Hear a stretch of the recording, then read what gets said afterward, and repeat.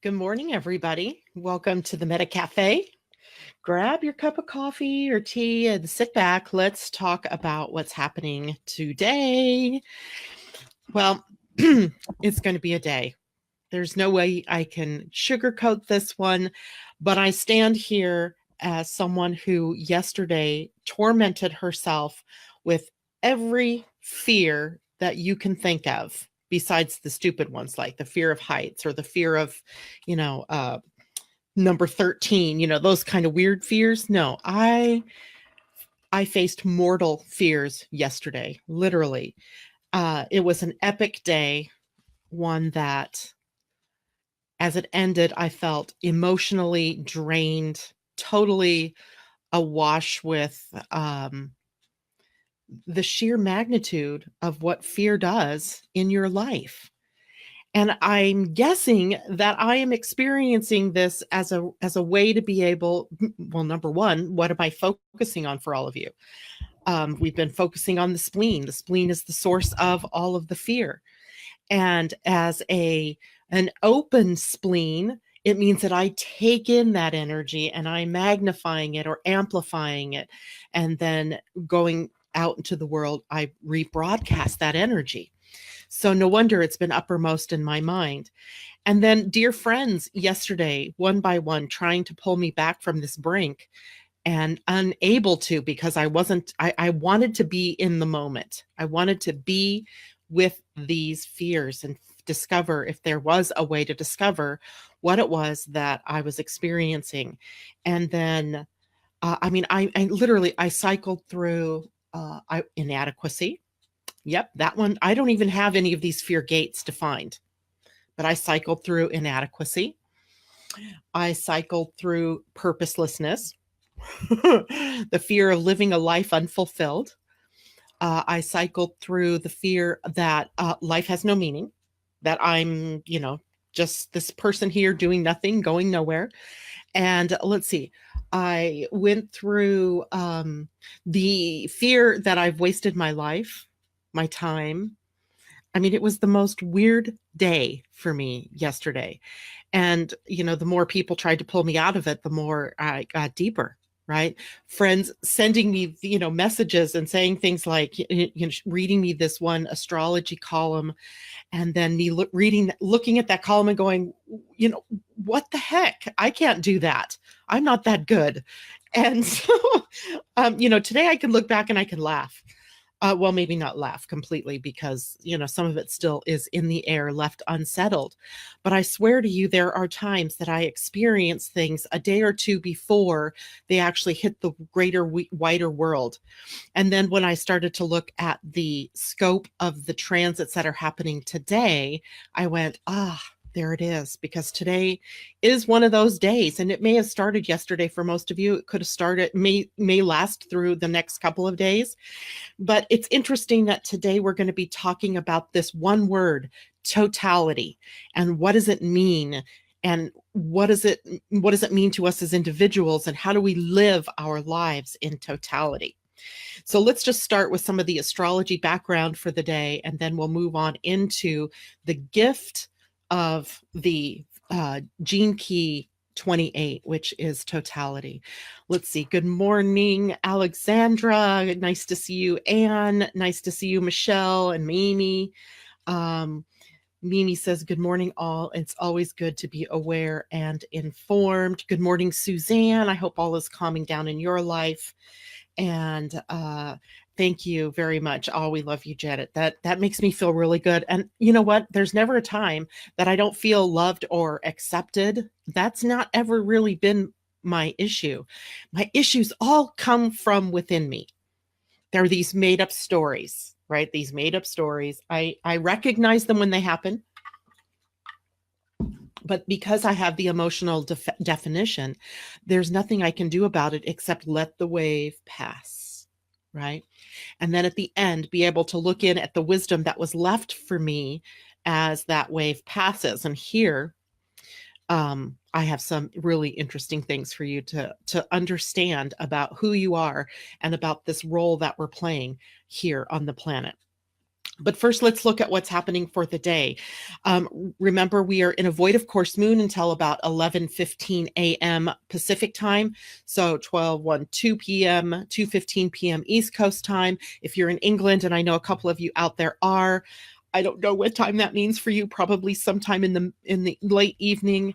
It's about 3 hours, almost exactly from now. So if it's 4 o'clock in England, that means about 7 o'clock tonight, you all will emerge from the void of course moon, and the moon will have slipped out of Libra and into the sign of Scorpio, where we are set up for a doozy of depth.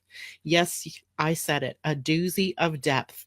This particular moon in Scorpio is not just going to lightly breeze through our beingness. This one is taking us into the depths. And it's not just that the moon is in Scorpio, it's all of the connections that the moon in Scorpio is making, as well as what some of the other planets are making. So let's dig in. The moon initially joining up into Scorpio puts herself in a square relationship to Mars. Anytime the moon and Mars come together, you have sort of this clash going on, this challenge, this confrontational energy between the soul and the emotional energy and the more assertive or aggressive energies, confrontational energies in the world. So later on today, as we move through the day, there may be this need to confront something that's going on in your life. Let's pray that it isn't that you are confronting an individual. And if you are, try to bite down on your tongue. Try to make sure that what does come out of your mouth is coming out with love or with as much grace as possible. Yes, I said grace because the earth this week sitting at the gate of grace. The interesting thing about the gate of grace is it sits on the emotional center, and that means it either is or it isn't. We are either feeling that we can be graceful or we are not, right? There's no in between. It's on or it isn't, right? You're at the high end, which means I'm happy-go-lucky, graceful, and nice and kind and generous, or I'm not. I'm at the other end, which could be shy, retiring, spiteful, mean, upset. So the important thing is to know where you are on your emotional wave. Right? Where are you in all of that? And if you're at that low end of the wave and this, slams into you, try to at least keep yourself, calm and away from other people so that you're not spitting out things that are ugly or that you didn't mean to. Don't create a confrontation where none needs to happen. The moon is also going to be in an opposition to good morning, Daphne. In an opposition to Uranus. Uranus is the awakener. Uranus does things in a surprising way. Venus sitting at a gate of fear may be surprising to you. I was certainly surprised yesterday that I went through the depths of hell, through every, like I said in the beginning, every fear that we have. Except the superficial type. I went through all those deep emotional hurts, wounds, one after the other. Do you know what I ended up doing yesterday to get through the day? I sat outside and colored. I literally had a crayon book, and I was coloring praying mantises. Later, I'll look up the shamanic meaning for praying mantis. I want to say it has something to do with peace because Mimi, you were out there one day. We were talking about praying mantises. Maybe you could refresh my memory as to what that means, because I have a book filled with different things. It's peacocks, it's butterflies, it's flowers, but I chose praying mantises. And now I don't know on the unconscious level why I was coloring praying mantises. But if you know what they mean, let me know. Maybe it had some sort of, connection to, being centered, being in prayer, being, quiet, being centered in the true self and not in the energy of all these things that were showing up. Stillness. Oh, mantis is about stillness. So there you have it. I found that page. I've never wanted to color praying mantises before, but yesterday I was coloring praying mantises. And I think it's a testament to the ability that we have as individuals to tap into unconsciously or intuitively what it is that you really need in that moment, right? What I really needed in that moment was color that would brighten my mood and stillness, the ability to do that. Prayer and stillness. Yes. Thank you, Anne. So Venus is playing a very powerful role. And she's not, what's my saying? She's not taking any prisoners, right? She's just like full on barreling right into us, shaking us to the core. And her in opposition to Uranus means that it's a deep awakening to the role that fear is playing in your life, to how it may be holding you back, to the way that it may be that it is rearing its ugly head and you're not wanting to look at it. You're pushing it away and not claiming the wholeness of who you are. So we have some really interesting energy there. Venus and in her opposition to Uranus is also opposing, or in a square, a 90-degree angle to the nodes, right? To the south node and the north node. So on one hand, you're looking toward the past, and on the other hand, you're looking toward the future. So we're kind of pulling in this split. And I saw it yesterday, right? I was really torn between who I've been in the past, how literally how my business has run in the past, and versus where is it I'm going in the future. And it was really kind of something that I didn't recognize myself, which then fed into my anxiety. That how did I not see that? How did I not see that happening? I guess so that I could live through it, so I could come here today and I could tell you all about it. So there's some very powerful soul-searching energies going on. And it is exciting in one respect, right? There was, I would not use the word excitement yesterday for me, but I got to see myself in some very interesting situations. And from that, today I get to come back and I get to go, wow, I lived through that day. I lived through all of the things that came up one by one.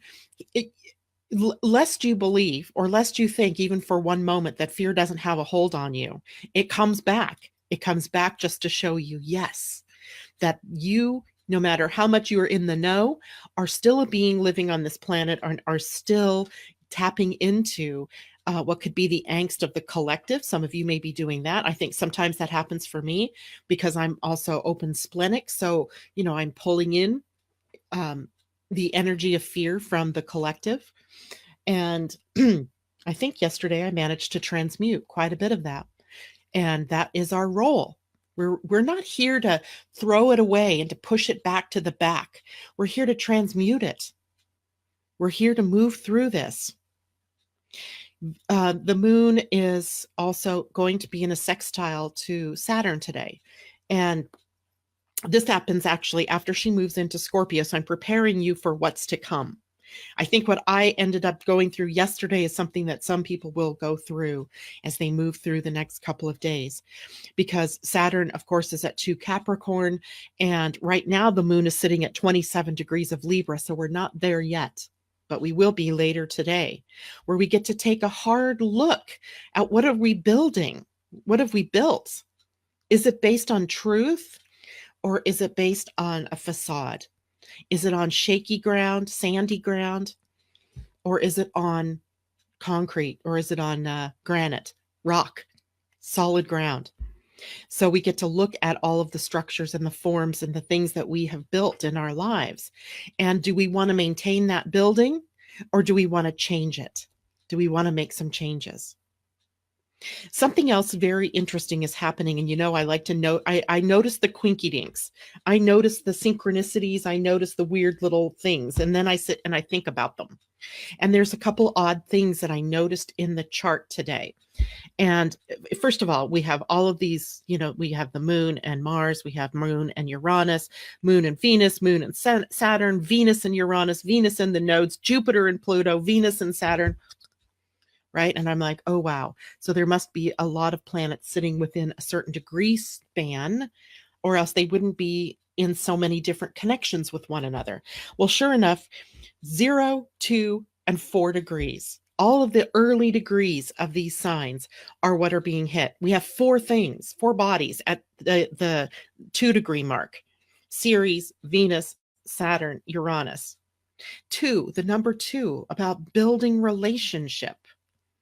The relationship, Ceres, the relationship to abundance. Venus, the relationships to your relationships. and the relationship to your money in terms of its ability to help you or hinder you. Venus, or 2 degrees, so Saturn. So, Saturn. So the relationship to your building, to your form, to your structure, to your what are you learning, to the lessons you've learned.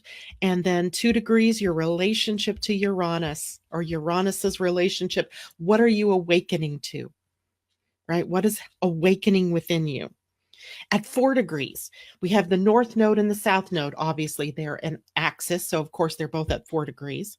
Pallas Athena and the Black Moon Lilith. So we have some of the shadow forms at 4 degrees.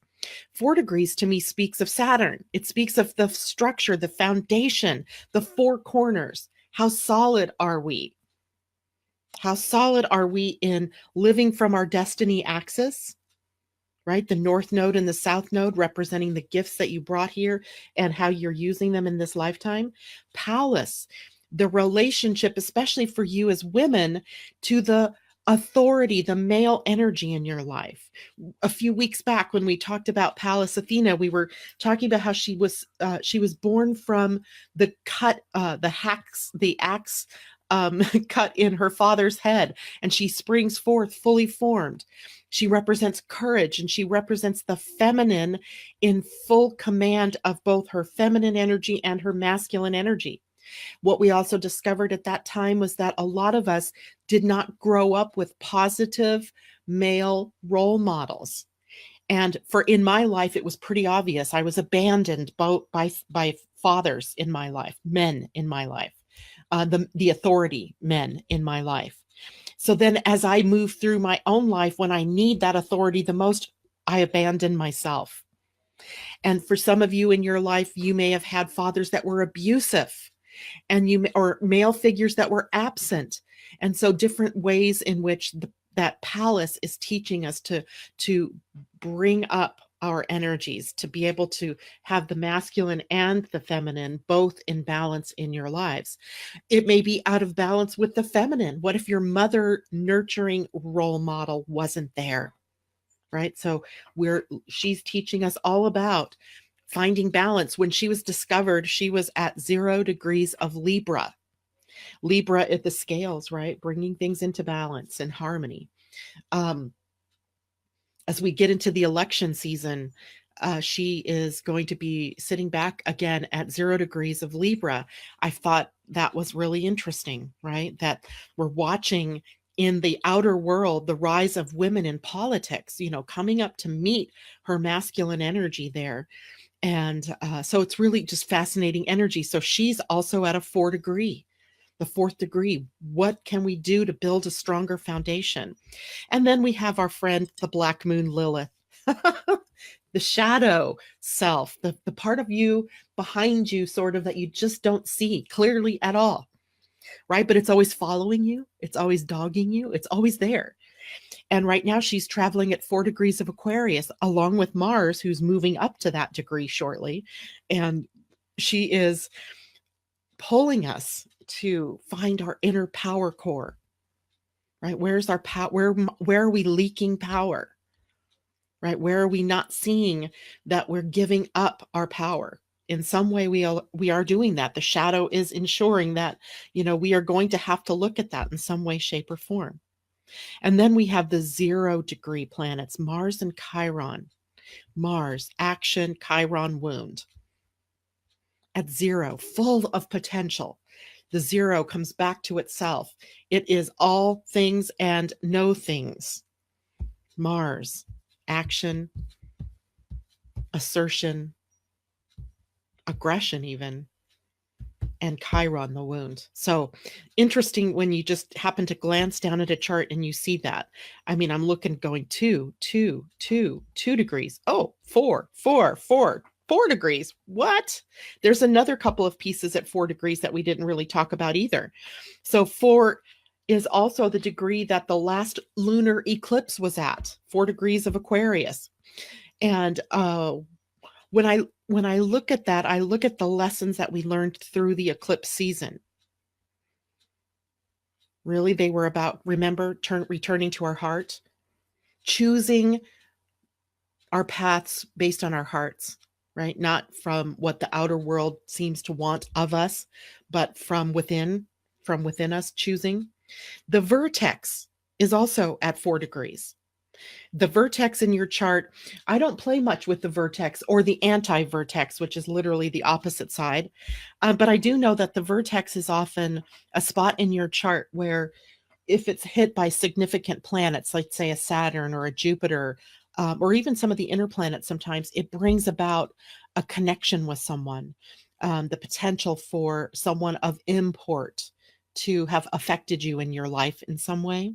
So it's an interesting degree for the vertex to also be sitting at with the North Node, South Node, Pallas, BML, Black Moon Lilith, and the previous lunar eclipse. When I look at lunar eclipses, I think of it shows us the lessons we're here to learn, right? The lessons that we're here to learn. So at 4 degrees of Aquarius, the lessons were probably about how to distinguish ourselves, pulling ourselves out from the crowd, but also being a part of the crowd. Remember, I think I even used this as a motif, thinking about a tapestry or a quilt, and a quilt or a tapestry made up of all these different pieces. And you being one of the pieces of the tapestry, right? So you're part of the whole, but you're also an individual part of it. So without you in the whole, there's a hole in the tapestry, or the quilt or the picture doesn't come alive. So it was about finding our part, who we were, and expressing from that part, but knowing that that part, that you individuating and coming out of the closet, if you will, was not about you taking away from the group. It was you enhancing the group. Oh, Londa, I love you. The Oprah of astrology. Well, I hope I can hold that mantle. Do you know one time I played the part of Oprah? My I did this on stage at a Unity church for a friend, and I was actually Oprah, and I was interviewing her as a guest on my, spiritual Oprah show. It was really kind of fun. And yeah, thank you, Londa. That's great. Gives me a funny picture in my mind. All right, so I hope you can see today is one of those days, and I don't think it's just today. I think it really has it's like the beam of light casting this, light onto places that we haven't wanted to look. I certainly looked at places I didn't want to look yesterday, and I trust that I am still looking at them. I trust that you will also have to look at them. We have to look at them because it is time for us to enact the gift of totality. So let me check here and see what kind of things people are saying. April says, abandoned and abused. It is full of lessons. She's speaking of probably the father energy in her life. April also says, fear is a challenge. Yesterday was deep fear and wounded feelings so deep I couldn't touch it. Whoa, I'm glad to know I wasn't the only one. Thank you very much. Mimi says, yesterday was a very indecisive day, which could be a Libra thing. So I stayed home. Absolutely great idea. Alexandra, check the Lotus We site for meaning. Oh, nice. Thank you. And before they leap and devour their prey. It's the prayer and stillness. Mantis is about stillness. Good morning, Asa. Good to see you out there. Daphne, I think I said hello. April, happy hump day. Susan Bronlin, good morning to you, sweetie.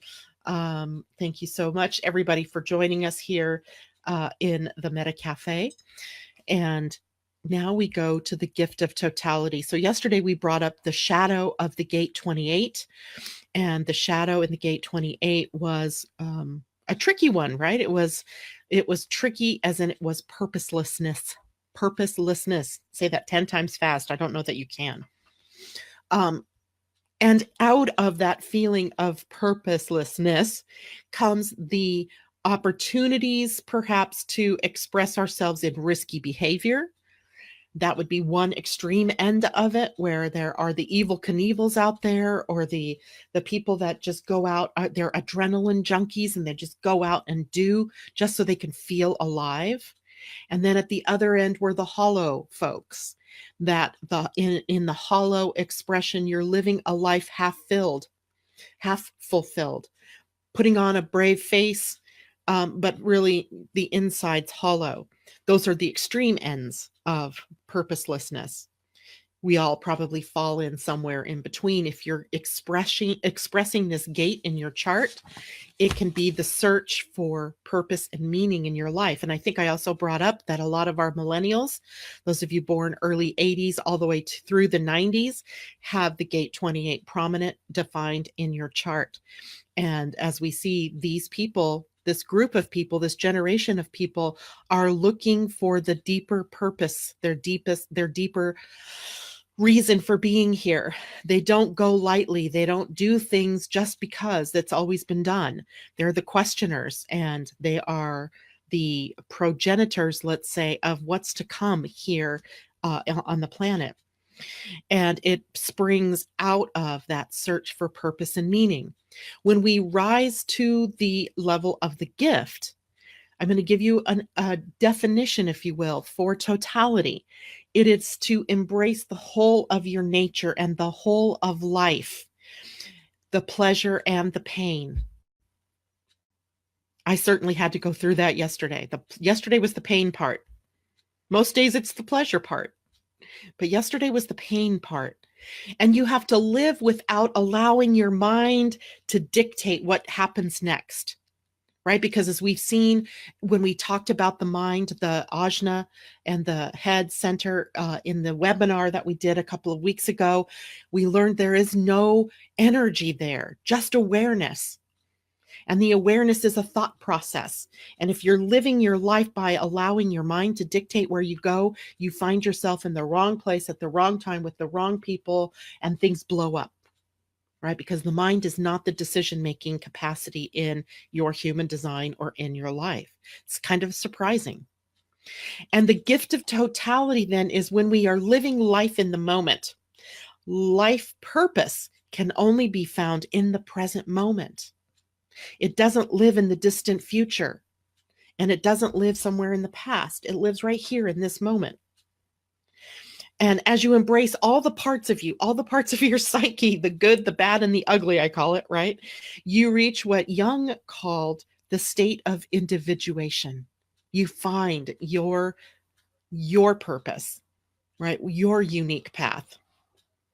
A shaman might call this the process of soul retrieval, where you go into the dark, you go into the stillness, you go into the cave or the bowels of the earth, and you come back with the gift of your purpose. Totality includes a state of continually taking risks, but not the kind of crazy risks that I was just talking about, the Evel Knievel adrenaline junkie sort of risks, right? It's the risk of building something. It is that you can't even see what's completed when it's completed. You might have this, remember when we talked about the sun when it was at gate 64? And the gate 6, I have rose quartz all over my house, by the way, Suzanne. I have big chunks of it, big bricks of it, gifted to me at who knows when, and they ring my house. So I loved rose quartz. Thank you. So remember how we were talking about the gate 64 last week, the sun at gate 64, and things tend to come to us fully developed, where we have, if you have gate 64, you get the you get the piece of furniture, but not the instruction manual on how to put it together, and it causes no end of chaos, right? So here is the same sort of thing. Your purpose, you may not see where it's leading you. All you know is that you're building something, and it will be complete when it's complete. Whether that's your life, whether that's a business, whether that's a relationship. Ultimately, this is the path to your true destiny, and it requires trust on your part, surrendering to the mystery that is life purpose. It requires you to be alive in every sense, in every moment, vital in every moment, even if it's a painful part of the expression of your life. Being alive in every moment. Fear, by the way, does not live in the moment, which I wrap your head around this one. Fear does not or cannot survive in the moment. It lives in the past or it lives in the future. Because fear is often a process that the mind is taking you into. Now, so yesterday, some of the fears I was looking at, some of the fear that I was dealing with yesterday, one was inadequacy. I don't even have that gate defined, but it was big time in my face yesterday. And inadequacy. And it got triggered by my friend trying to help me by sending me a post from another astrology that so eloquently stated what I was unable to even fathom. And I went, what kind of astrologer are you? How did I not see that? How did I not know this was happening? It was ugly. And I was like, oh my God, I'm so done with being an astrologer. I'm so done being a human design person. I'm so done. Really, I was done. I was so inadequate that how could I come before you all each day? How could I do readings and help people if I didn't even see what this was bringing? That's how inadequacy got to me yesterday. And then I realized that inadequacy, that part of inadequacy really was allowing me to see where I really did shine, to get more focused to where I really do well. Right? I can't be, somehow I had this thing going on about I have to be all things to all people, or else I was a failure. And then that triggered the inadequacy, which then triggered the fear of failure. Oh my Lord. So I went through them all, but I was living in the past and I was living in the future. I wasn't in that moment. In that moment, there is not a soul that had called me up and say, guess what? You're inadequate. Not happened ever. Right? So fear does not and cannot survive in the now. It is purely a figment of your imagination of what has happened in the past or of what might happen in the future. So, how do we deal with this fear then?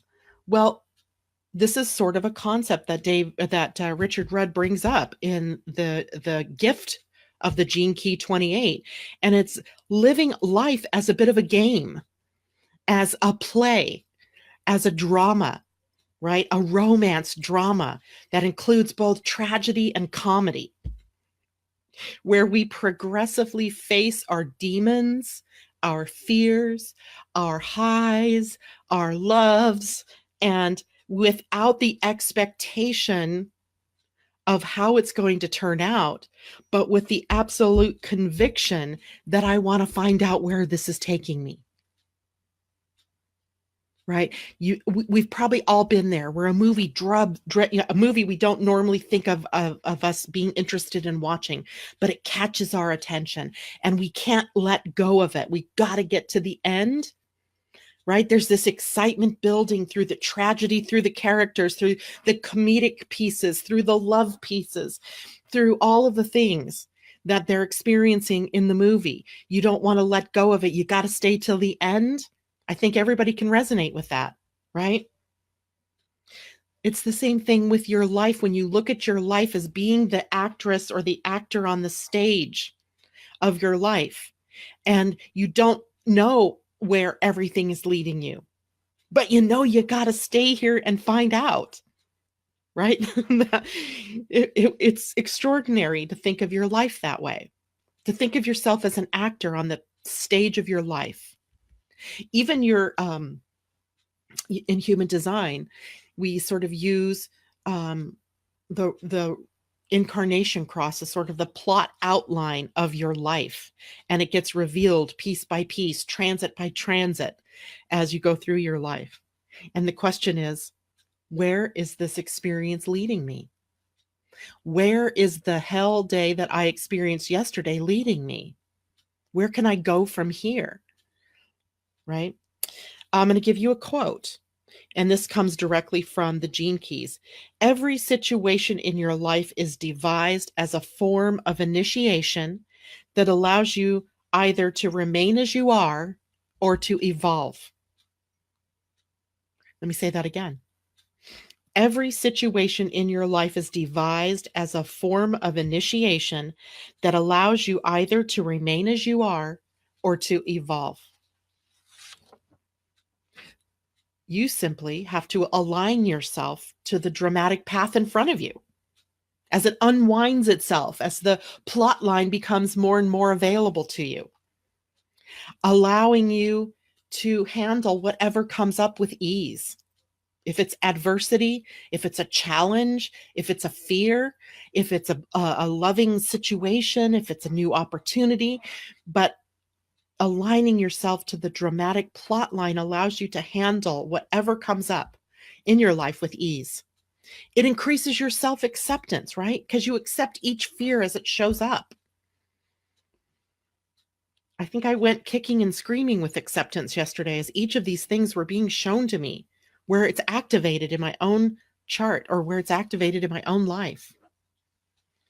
And Venus is in Scorpio right now. This is depth stuff.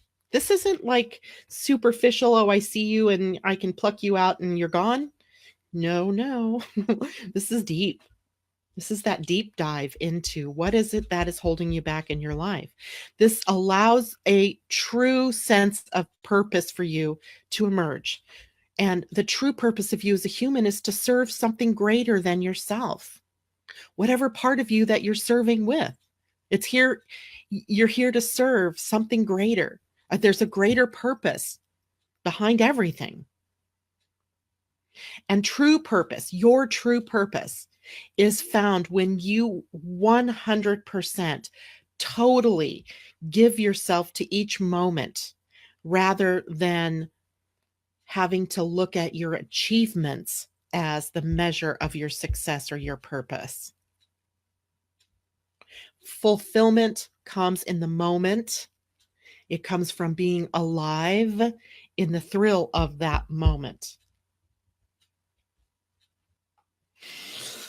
So when the gift of totality is in play and your commitment is total, you discover that there's a sort of detachment that you experience, in that you get to step back and you get to look into your life and see from a greater distance, perhaps, the purpose of everything that's happening, of everything that's happened. Sort of the meaning beneath what's moving through either the unconsciousness or your consciousness, either way. So, wow, that's a lot, right? That's a lot. And when we look at this gene key, it's multi-level. All of the gene keys are multi-level, right? There's always all of this depth and layers. And I imagine that if I read this book again, read this gene key again, there's going to be more that pops out at me. And that's the beauty of contemplation, right? It brings you to a level that you are at right now and allows you then to, at some point in the future, perhaps when this pops up again, I can go back to that and I can see, is it over? You could see the depth. No, this is not over. This isn't over. No. And, the next step we get to is the gift, the siddhi in that particular gene key, which for some reason escapes me. Oh yeah, immortality. Wow, immortality. It's amazing where this gene key can lead. When you look at this gene key, or when you look at this gate in your human design, it is part of a channel. Gate 28 that we've been talking about is on the spleen. Gate 38, its opposite point, is on the root center, and it's called the gate of fight. The gate of fight. Fight and struggle. Purposelessness and fight. What does the shadow of gene key 38? It is, I wish I just knew all these off the top of my head. Actually, I'm gonna make a cheat sheet. Struggle. Struggle to find purpose. And what we find in the 38, where it's 28's connection, is that we fight for the right things, right? That we use the energy of struggle to put towards something that's really meaningful, right? So if we're fighting, if you're, let's say you're an advocate and you're fighting for children's rights, and I'd love to be able to take the word fight out of our vocabulary because it sort of sounds like us versus them. But let's just use it for the moment because I can use struggle. Let's use struggle. You're struggling to bring children's rights to the forefront. The question beneath everything that you do is this worth fighting for? Is the struggle worth it? Otherwise, let it go. There was a writer one time, he says, don't sweat the small stuff, and almost everything is small stuff. But the bigger, deeper things are worth it. Equality,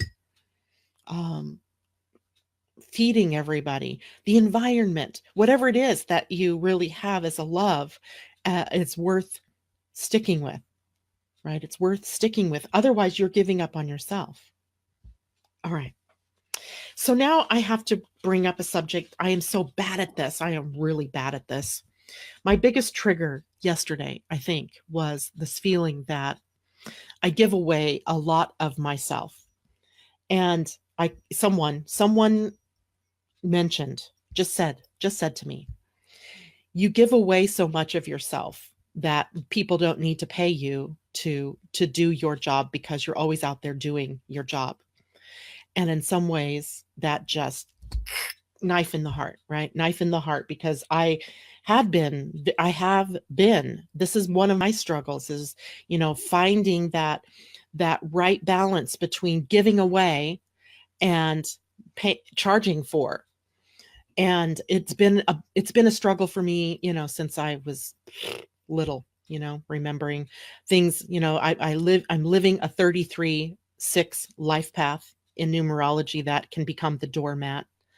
And literally, I have been the doormat many times in my life, just giving until it hurts. And what I'm learning is that to give comes depletion. And I have been feeling a bit depleted. There isn't, people have felt very able to connect with me. And I like that. I like that people from around the world can text me and say, I'm struggling. What can I do? And I don't charge for that. I don't. How do you charge for somebody that is, struggling, committing, thinking about committing suicide or having, being depressed? I can't not talk to that person. So I'm faced with expenses. It costs me money every day to come out here and do what I do. And I've absorbed those expenses over time. And I don't want to charge for people to access this information in the morning. I don't want to charge for people to have access to me in the moment. I tried that once, actually. There's an app out that, people can go to and pay you by the minute for your advice. God, that felt like call psychic hotline, and I just can't do it. So for the moment, I'm going to try a new model. And this kills me to even do, but I'm going to do it because I know I'm fighting it. So I'm going to do it. And that is, I put up on my website a donation page. I'm going to give you the link to it. There is no dollar amount. It's up to you to please, if whatever you feel, to donate, to keep me able to come on here in the morning and lift you up, to share my experiences, to elevate your knowledge of yourself, of your human design, of the gene keys, of astrology, whatever it is that we get into. And every little bit helps, right? I know some of you are, struggling out there money-wise. You can't afford to have a $199 reading. And I am working on something for you to be able to have access to that, but it's not done being built yet, right? I'm in the process of building that for you all. But in the meantime, while my focus is on building things for you for a very inexpensive cost, could you please see your way to helping me keep my broadcast on the air by donating? I don't care if it's $1. I don't care if it's $5. Give what you can. Because I do, like I said, have expenses. I do have expenses. I think my biggest trigger yesterday was I had to sit down as part of my business coach and look at my expenses. And I go into the hole every month by nearly $500. I nearly got sick. And I don't know what I don't know what to say about that, except that, it was a big trigger. And I went through a bunch of juicy little fears and experiences yesterday because of it. But I now know there are some key things that I'm not doing right. Something is wrong if I'm going into the hole every month to do what I do. It was a pretty amazing aha. And there are other things that I can do personally that I have to change. And I am, willing and able and going to, be able to deal with that. But you can help, right? You can help. I didn't die by coming on here and saying that to you this morning. And I thought I was going to die if I said that to you all, and I didn't. I'm still here. No lightning came out of the sky and struck me dead. So if I can face one of my greatest fears, which is coming to you all and saying, this is what I need to survive, this is what I need to keep doing what I love, then you too can face whatever it is that you're struggling with. You have to, right? We need everybody's participation in this world. Metaphysical bartender? Oh my goodness, who said that? I got to go back. Comments. Michelle, metaphysical bartender. Love it. Oh, because Mimi said, yay, you on donation. Even a metaphysical bartender ought to be tipped. That's where Michelle says metaphysical bartender. Love it. So anyway, there's another profound statement that somebody, I just passed it. Hold on. I'm going to bring it back up. I think it was Mimi. Here we go. There is such a thing as the good fight. There are things, right, that are worth fighting for. There are things that are worth holding your course and struggling, whatever it is that you need to struggle through to get to. Your vision, right? And just remember, of course, though, that the vision is the bigger example, right, of what it is that I'm headed to. My vision is to educate people to live their lives according to their authenticity, right? According to their authority, not what's dictated to them from the outside world or through their conditioning. That's my vision. And I think that's worth struggling for. I think that's worth me doing what I do every day. What is your vision? And what is it that you have that is worth struggling for? It's an amazing trip. I'll tell you that. It's an amazing trip to be alive every moment of every day, doing what you love, accepting the good, the bad, and the ugly as just a part of the play, right? There's no romantic comedy, no drama, no thriller that is out there that doesn't have a character that's living through the shadow, the good, and then the bad or the beautiful. It's just a part of the experience. Why? It's because our life imitates art, or is it art imitating life? Either way, it's good. Okay, so Londa says, so the intensity of yesterday, I thought I was having a heart attack. Yeah. You guys want to hear some of the ugly feelings I had yesterday? I thought, and this is so not like me. So this is me picking up so much static out there.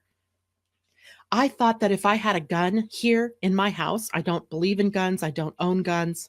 I mean, I don't believe, for me, just me, I don't believe that other people shouldn't have them, that I might have succumbed to the pain and the wound yesterday and shot myself.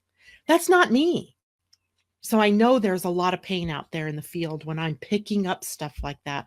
Londa, when you're feeling like you're going to have a heart attack, you're picking up the heart pain of people, of the planet.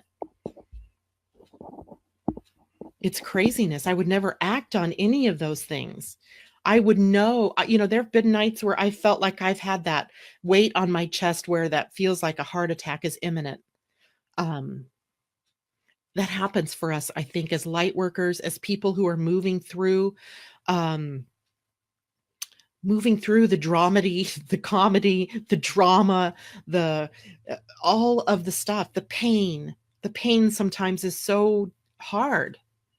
And I really feel for every one of you who is experiencing it because I've experienced it myself.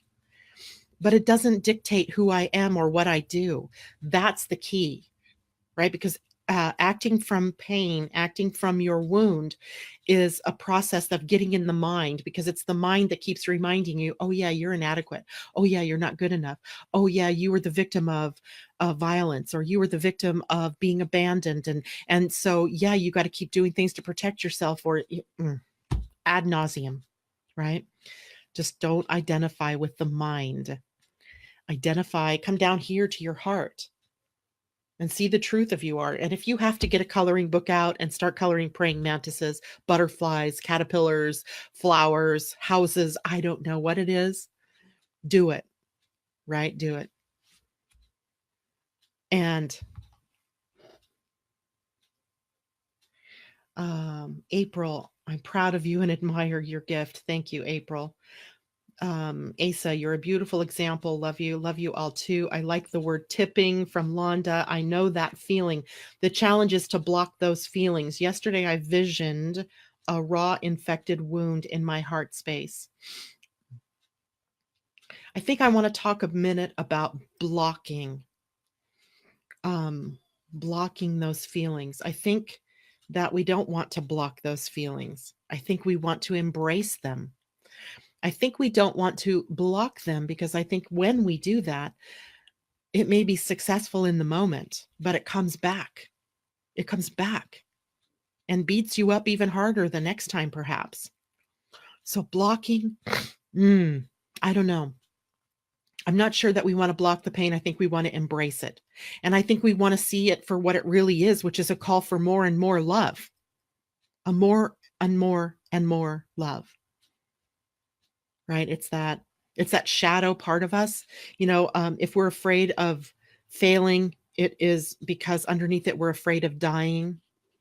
And on the other hand, on the other extreme in this gate, we see that there is no purpose to our suffering. We feel like there is no purpose to it. Right? But there is. It's showing you something vital about you. It is as juicy a part of you as all the loving, happy, gorgeous, joyful feelings are. We just sort of like them better. I would much rather spend my day in joy than to spend my day in fear and loathing and sadness. But it's a part of who I am. It's all a part of who we are. So, anyway, so much juicy stuff. And all I feel for all of you, for all of the world, so often is just this love energy. I always feel it. My son sits at gate 25, the gate of universal love. When I say love, I mean it in the deepest, broadest, most embracing way. When I look out at people, they are my family. I don't distinguish the difference between me and you. I just don't. So in some ways, when I'm helping you, I'm helping myself. And I've said this a million times, I would completely do what I do every day without getting paid, because I feel like it's so important to be there for people when they're at their lowest, but also when they're at their highest. When they're at their highest. It's just hard for me sometimes to be there at your highest when I'm in my lowest. But I'm human too. And we all carry the gate 25, by the way, which is where Chiron is sitting. That was a discussion that I still want to have with all of you, is this Chiron sitting at gate 25, the wound of universal love, where the shadow is that, where we're not feeling the love, right? The shadow. What is the shadow of 25? By the way, I did find a cheat sheet. The shadow of 25 is constriction, right? Constriction. Maybe that heart attack symptom, Londa, is about constriction, where people are holding tight. They're holding themselves so tight instead of relaxing the shoulders and the neck and the chest and opening up and embracing everything that's coming their way. Even me, right? Yesterday, if I could have shriveled up and died, I would have been just as happy. Except today, that would have been a bad thing. My husband, bless his heart, yesterday, throwing back my metaphysical concepts at me in the midst of my, problem. my issue, me telling him that I'm obviously not a good person because I can't seem to, bring as much support to the family as he does. And what? He's like, "What? What do you mean by that?" It was an amazing experience to see that support from him, the masculine energy. I mean, number one, he does love me. There's that. But the masculine is here to support the feminine as the feminine has supported the masculine. And it's all about love. Okay, I'm babbling. So thank you all for tuning in. Thank you all for listening. I love you all, and I truly mean that. And I can't wait to see what happens next. Have a great day. We'll see you tomorrow. Tomorrow being Thursday. Don't forget, Friday, I have my friend Cornelia Stephanie coming on, the Millionaire Imprint for Women. I can't wait to hear what she's going to tell us and share with us about that. Anyway, have a great day, everybody. Mwah! Love you all. Bye.